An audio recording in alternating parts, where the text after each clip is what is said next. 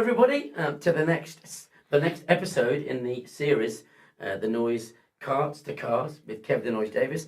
And I'm very pleased to welcome Mr. Zach Walvin. Zach, hey. Thank you for coming in, mate. Really good to have you on board. Thanks for having me. Now, you've got a really good story because there's a bit of karts, there's a bit of cars, there's a bit of international flavour to it. So I'm gonna be flicking back and forth to a little bit of stuff. So try to hang on. I'm gonna let you elaborate on the details of what we've got. So it's gonna be really, really interesting.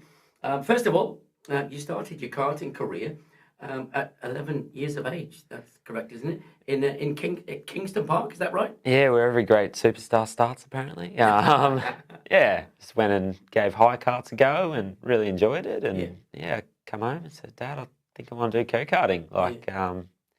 Did you know that there was a possible career path or or did you look at it then as just a hobby? It was good fun, just like getting in the car and going fast. I actually really wanted to do drag racing as a kid.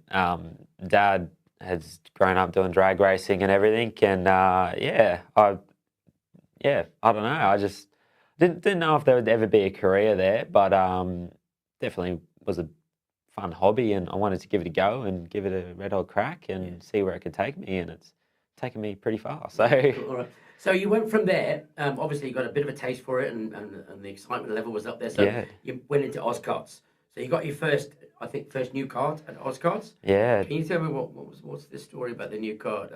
I've been tipped off that I've got to ask you about it. So karting is expensive, as most of us know, and Mum and Dad, they said, look, we can't afford for you to do it, so go get a job and buy your own kart, and then we'll help you. So I went out, I got a paper run, did that for just over a year.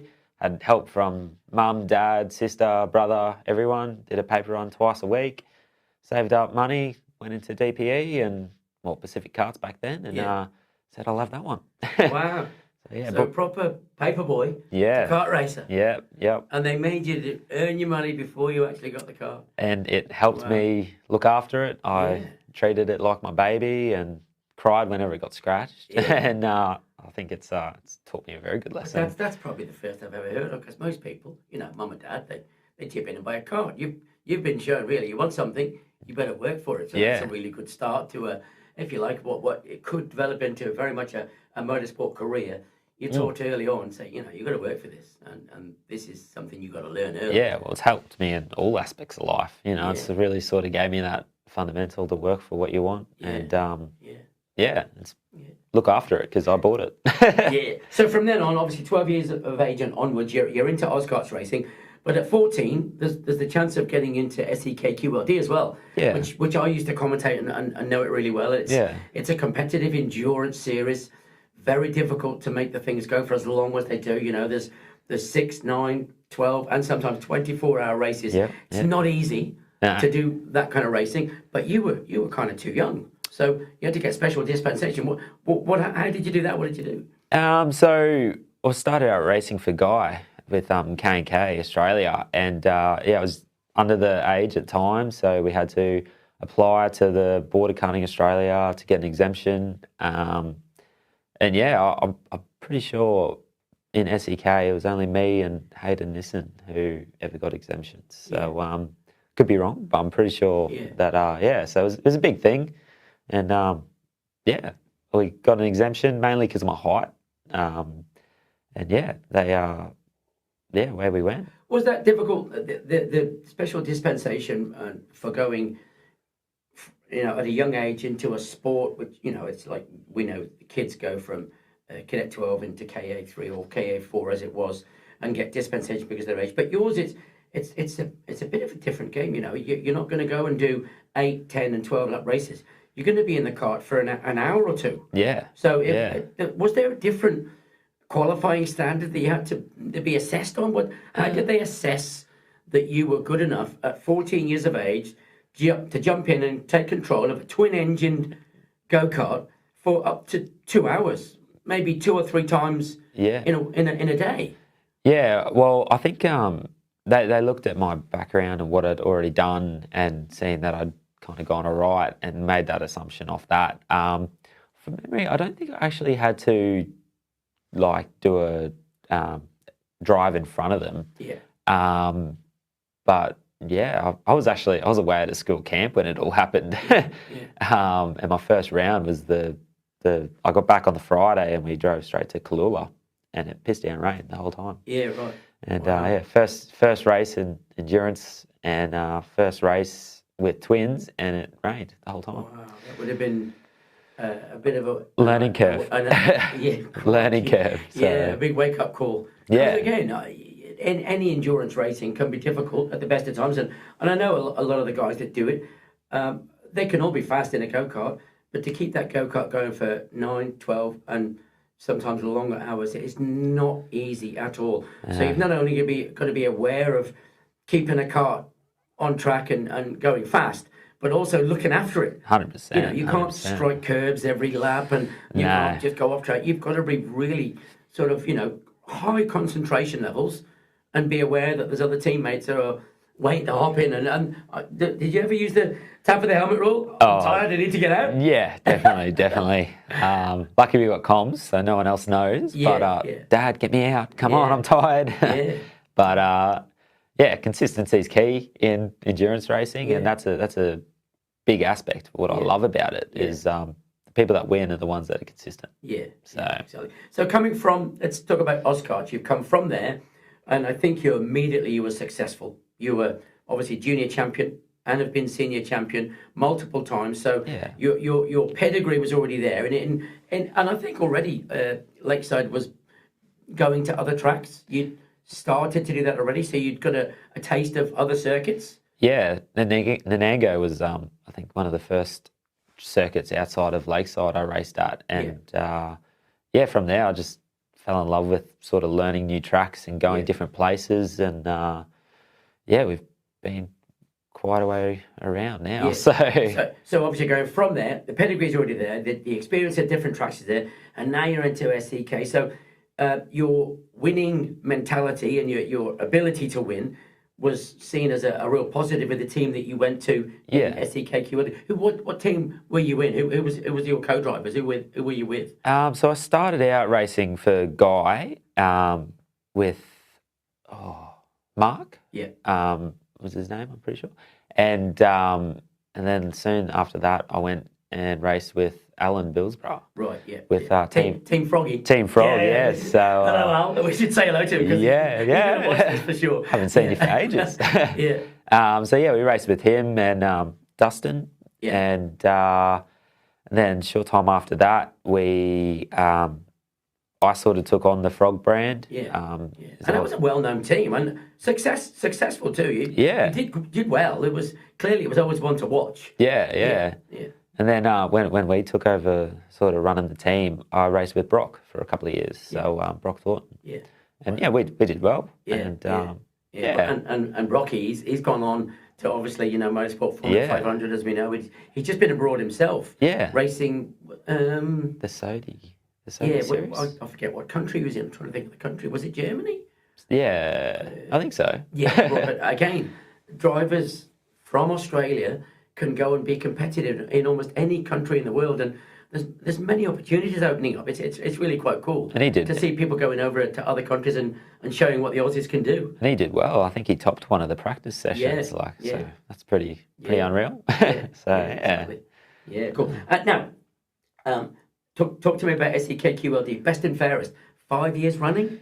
Yeah, I think that says you're not only you a fast racer, but you're also very fair, as well as being competitive, and no one's ever had a problem with you. So that's a great accolade to be taken away from SEKQLD. That if you jump back in, there'd be multiple teams that want you in there, obviously. Well, it's definitely something I know Team Frog Racing hold high. I definitely, it's a very big honour to be noticed by all your peers that you're racing against and be called that. It was great, and it have 5 years. It was just unreal. really, nice thing to have. Yeah. So cool. So Oscarts, SEKQLD, we're very much in four-stroke orientated property. Yeah. And it's been fun and fast, and you've got multiple wins and awards. You're the Oscarts champion all through your junior career, all through the senior career, whilst you were racing there, the whole lot, and that's an achievement in itself. that's that's a proper accolade to be proud of. Yeah. You've done exactly the same in Oscar's been very competitive, best and fairest, and had lots of success. But then you wanted to go into two-stroke. Now, some people say that's crazy. I've had to go into two-stroke, and I will admit right now that if I was presented a two-stroke, the adrenaline rush would be great, but I'd be frightened on circuit. I'm 59. It's quick, it's scary. So you've gone multiple four-stroke racing. Now you jumped into a two-stroke. I think it was the Blue Datto you raced. And did you do a season in the tag kart? Yes. Yeah. So it was a bit mixed around, but I did do a full season at Warwick. So all right. So that kart is where I think the opportunity to race Chas Mostert popped up, and that in itself, just to be able to say you've raced a V8 supercar driver, everyone loves it. It's really cool. But tell us a little bit about what you felt the difference was between the four-stroke and then jumping into what is known as an extremely fast tag kart. You didn't pick one of the slow ones. You picked the fast one. So tell us how that transition went and how your season went with tag kart. Fast and grip. It was the big thing, but we decided not to go restricted. We went straight to open as well. So no restrictor on, I think, MG Yellows at the time. I remember driving it for the first time going, yes. Was this an X5 you drove or? No, I bought a Cosmic kart. Yeah. I had 3 karts in the two-stroke. So I had a Cosmic for a bit. Yeah. And then I had a Birrell, which I rolled right in front of you and rode off. And then I had a X4 Vegas. Yeah. Because I drove the X5 when they first came out, and it would have been the same as any of the other chassis, but because you bolt a tag kart engine on it, and away you go. But they proper pull. They're a rocket, aren't they? I mean, the next best thing is obviously the KZ, where you've got to try and get through gears. And that's a bit of a pain, but those things, they're just endless grunt. Yeah. And they just keep pulling until you have to slam the brakes on. They don't stop. They're quite amazing, and you match that with the grip, and it's it's a different ball game, but gave it a good go, and we did quite well in it. But once we got the bill for the first rebuild, it was a bit. Did you race other circuits or just Warwick mainly? Warwick and Kalula. Yeah, right. Were the two I went to. I raced Kalula in the wet, and then I had my big accident at Warwick. Yeah. And sort of put it away for a little bit, and then came back later in the year to race. Did a couple of rounds against Nick Lane and Chaz, and that was pretty cool. That race with Chaz. That photo's forever going to be in the memory bank. With chasing Chaz, because you can say you're right on him. Yeah, the fact he's just gone past is irrelevant. Sorry, Chaz. we won't tell many people that, but top bloke, and he actually we broke our braided brake lines, and him and Adam dropped it to the track for us. And it was pretty cool. I was young at the time, and shit, it's Chas Mostert, and I think South East Queensland's been lucky for the last few years. Even when Scotty McLaughlin was still here before he went to America, he used to come and race with Kel Tresidder, and Chaz used to race.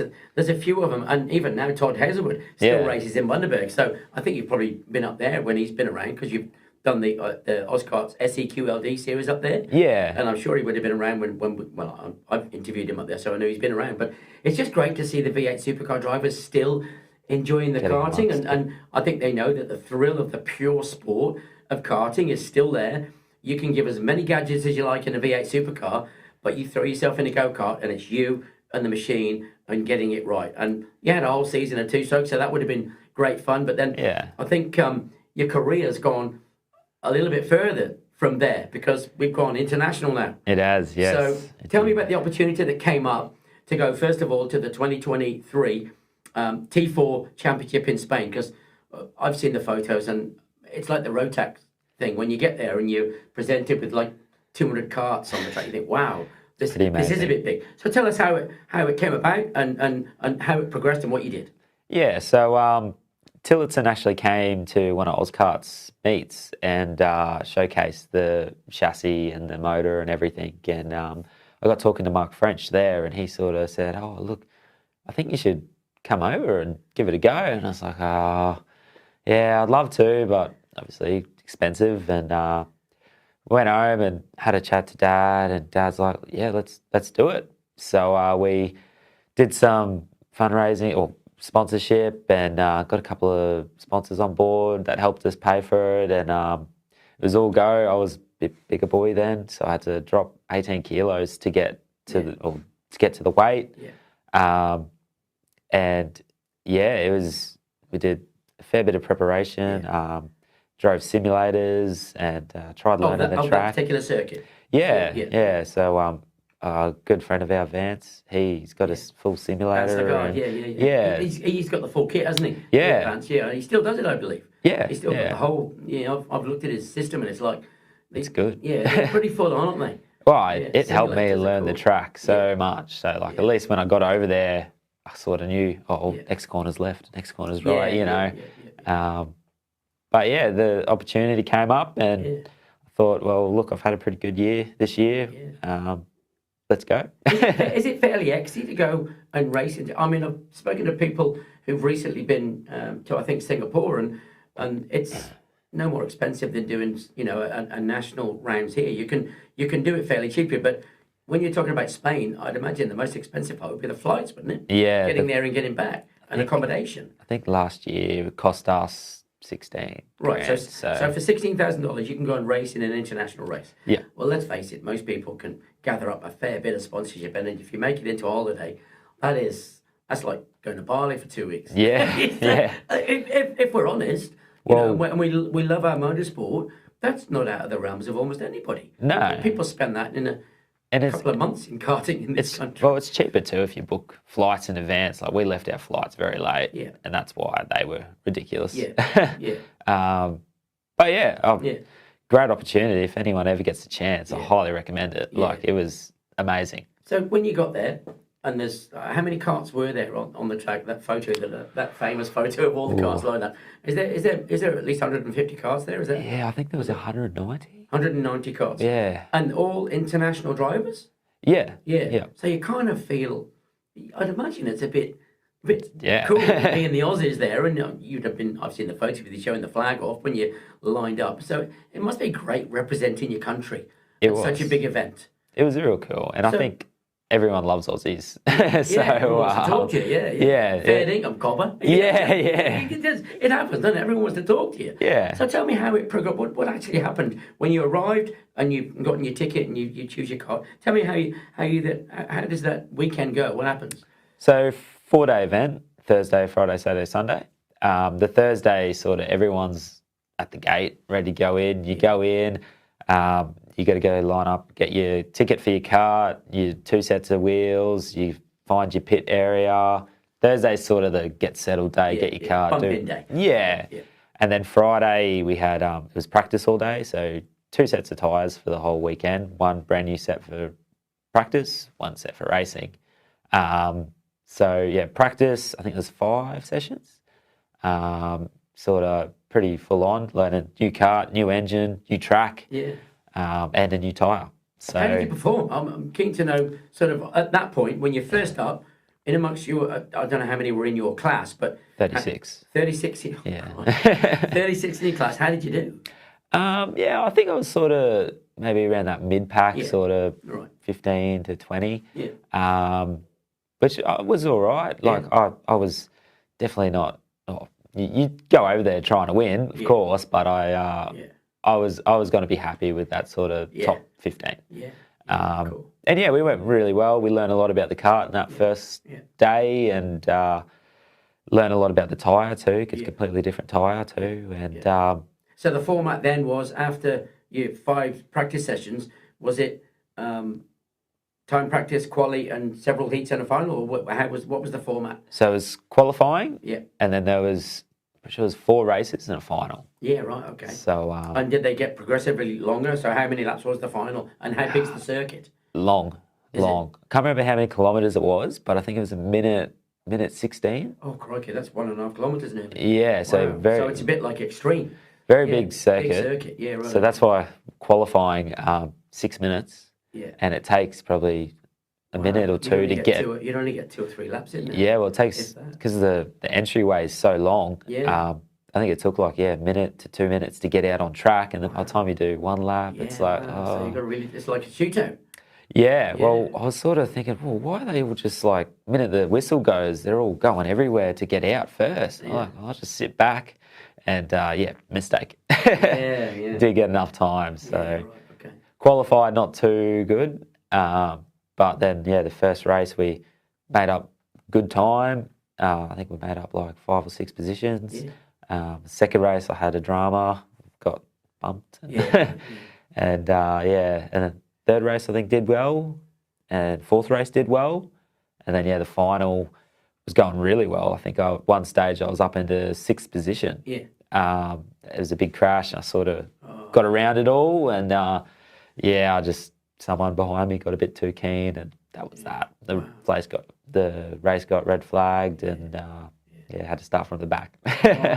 Great fun though, I guess, and a great experience. Now, I believe you're going back 2024, the return. Yes. Yeah.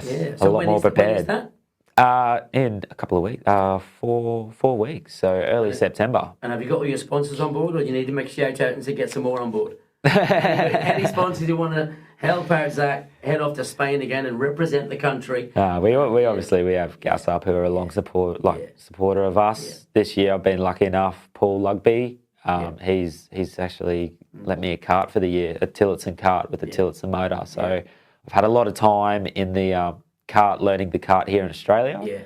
So at least I can go over a lot more prepared. Same circuit. The Guerrero. A little bit more knowledgeable this time then, and had experience in the same gear that you're going to be hiring at this. So that's going to be really cool. Going a lot more prepared this year. All right, that's cool. Now let's just quickly talk about some of your achievements before we go on to cars. I've just scribbled some because it's interesting. Ultimate Club Racer, double state cup winner, second in the Ultimate Club Championship 2023, 4SS titles winner at Ippy, the Triple Crown winner, Blue Darto, I think second. And you raced in the 24-hour SEK New South Wales as well. I don't know where your position was. Mate, that's a lot of achievements already. So you've done really well people starting karting at 6, 7 years of age. You got in at 11 and you've got all these achievements already. So everything's going really good so far, but there is the dream to go to cars. 100%. Correct? 100%. Okay. So you've had a go in cars. I believe you've done the XLs, the Lancers, and the Corollas in enduro driving. So tell us a little bit about those. I think mainly Lakeside. Just give us a rundown on what you did. So Lakeside hold an event called Not a Grand Prix. It's sort of like a bit of a fun race, but like any form of motorsport, everyone takes it pretty seriously. And it's a car, so everyone gets the race face on. So I was lucky enough. I think the first year I did it, we ran 2 Lancers. Dad was in one, and I was in the other, and literally bone stock Lancers, no cage, no nothing, just put on a helmet and go. And it was awesome being in a car. Go-karts are great, but changing gears is fun. And that would really give you the spark. Everybody can go back to karting at any time. And you can have fun in it. But the dream and the desire to go cars, once you've had a little taste like that, it's like, because it's not like driving a car down the street and going fast and passing somebody on the motorway. It's a circuit where there's apexes, curves. You're like, it's being a racer, isn't it? And we've all got that in us. 100%. If you dare go on a circuit in a go-kart. So the Lancers and the Corollas, they kind of got you into it. But you've also been to the Paul Morris's Norwell, having to go in a Toyota 86. So tell us about that and what you thought about that. I was lucky enough to go down there and spend the day with Charlie. He races, I think he's in the 86 and maybe the development series. And I got to spend the day down there with them around Norwell, racing one of their race prepped 86s. What do you learn from them when you're there? What do they teach you? Obviously, I know there's the classroom side and there's the apexes and I think braking points and all that kind of stuff. Was it a 50-50 split, driving and classroom, or how do they run that session? Because I know that is a karts to cars session, isn't it? It's very specific for youngsters and anybody wanting to go to cars. Well, how do they run the sessions? So we sort of all got there and we in the classroom to start with, and then go out on the track, do 10 minutes on the track, and then come in, talk about it, and then try something new, go back out on the track, and that's sort of how they run it. So, but it was great because obviously the big difference is you got suspension. There's stuff moving under you instead of it's solid. So, Yeah. it was unreal. Is it Good all fun. driver training or setup knowledge and feedback as well? What's the main aspect of what they teach you? You know, Apex is late braking, drive through this corner, or you feel for understeer, feel for oversteer. What do they emphasize? So they got different levels sort of for everyone, and they sort of assess you and how you go after your first hit. And so for me, it was a lot to do with me, like learning to heel toe and sort of Straight into heel toe. yeah, heel and toe. That's a and bit of pressure. yeah, Oh, yeah. but and just little things like how to drive a car fast, like weight transfer is a big thing. Yeah. So like loading the brake up to turn and just all that sort of stuff that you know we don't do in karting as much. And it was great learning curve. Learn a lot off them. So Has that given you a real yeah, how to go car racing? 100%. And is Toyota 86 the way that you'd? I mean, I don't know how expensive. I've heard they're expensive, but there could be a cheap avenue of getting one of those. But then it depends whether you want to go saloon car racing at club level, which there are many, you know, BMs and all sorts. You see them in very fast cars racing around Lakeside and especially QR. But Toyota 86 is I think that next level. But you're in amongst 40 drivers with the V8 Supercar series, and that's an awful lot of pressure. It is. I think there's some win it or bin it people amongst them who've got money to buy a new car if they break that one. So it's a kind of you got to weigh that situation up. The thing I love about the 86 series, and what I also loved about Spain, is the fact that they're all the same. Yeah. There's even playing field. Yeah, it really does come down to your knowledge of setting a car up or kart and you. And that's what appealed to me with the Nations Cup was everyone is literally in a brand new car with a brand new motor. Yeah, that's it. Yeah, and the 86 series is very much the same. Like all the cars are controlled and distributed by Toyota, so you can only get that car. You can't do anything to it. And I think that's why it's taken off here in Australia because it's such close and competitive and fair racing. Yeah, I would think there are many drivers in that series. They're not all desperate to go Super 2, Super 3, V8 supercars because they're probably just enjoying Toyota 86s because it's a good race series. They're not sidecars. No. And when you get 40 cars on track, it's always fun because you're always going to be passing somebody or somebody trying to get past you. So you're always in a battle. You're never, I think, going to get a clear track, 200 meters behind you. So that would make it exciting in itself, in its own right. And rightly so, not everybody is going to get out of it. No. Some of them will be doing that for 5-10 years and they've had their motorsport career. Wow, like that can be a career. It's massive. Like you got, not only do you have the supercar main game, you've also got the development series as well. Yeah. So there's 2 series that run it. Yeah. And it's massive and some people are happy doing that. And for me, I would love to have the opportunity to do that. Yeah. Fingers crossed. We'll get there one day. But I think just racing quality people and good hard racing. Yeah. What more can you ask for? Yeah, cool. Well, I'd say you're in the right profession. To afford your own Toyota 86 very soon. So you don't need a paper round anymore. You just got to do a few sparkies in houses. Yeah. And the 86 will follow, I think. And you put your own sticker kit on it and away you go. Yeah. A lot of cashies. Mate, listen, it's been absolutely fabulous having you in the podcast. Thanks for telling us your story. It's a really interesting story. It's been really cool. We wish you all the best in Spain. Thank you. And make sure you give us a wave on the old Aussie flag. We all watch that timing, trust me. It's great to see. Yeah. International bloody races going on with Aussies giving it some. So we wish you the best in that. And let's hope the Toyota 86 series dream comes alive. That would be good. Thank you very much for having me. Zach, thank you very much, mate. Great to have you. Cheers. Thank you.